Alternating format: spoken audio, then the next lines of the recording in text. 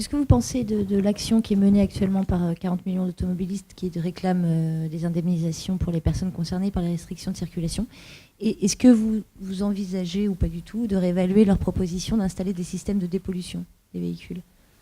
Bon, écoutez, cette association, elle défend des intérêts particuliers et puis elle aime faire parler d'elle, voilà. Bon, donc elle y arrive assez bien.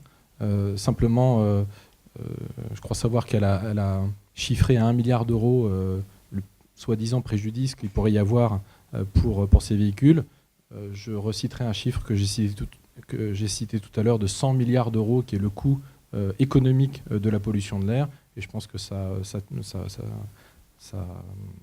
conclura le débat sur la question des priorités que l'on peut avoir en la matière. Sur la question du rétrofit, j'ai envie de dire pourquoi pas, mais alors, même si je ne suis pas technicien, il me semble que la question du rétrofit, elle est plutôt adaptée à des véhicules lourds.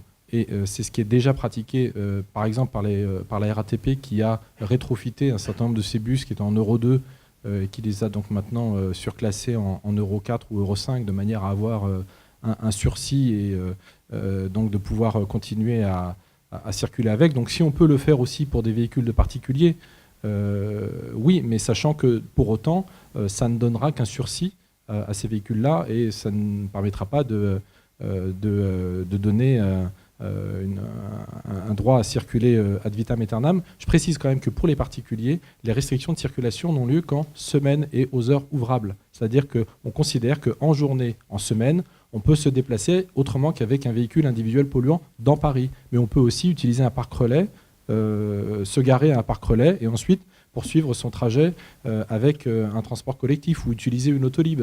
Donc on a des possibilités aujourd'hui de se déplacer qui sont multiples. On a une offre, il y a quand même un panel d'offres de mobilité dans Paris qui fait qu'on peut se permettre de ne pas avoir un véhicule individuel polluant dans Paris en semaine. Donc on ne demande pas aux gens forcément de se séparer de leur véhicule. On leur dit pas, on ne programme pas de l'obsolescence programmée. On dit simplement, en semaine, déplacez-vous autrement, parce que c'est à ce moment-là que se pose le problème et qu'ont lieu les émissions de polluants.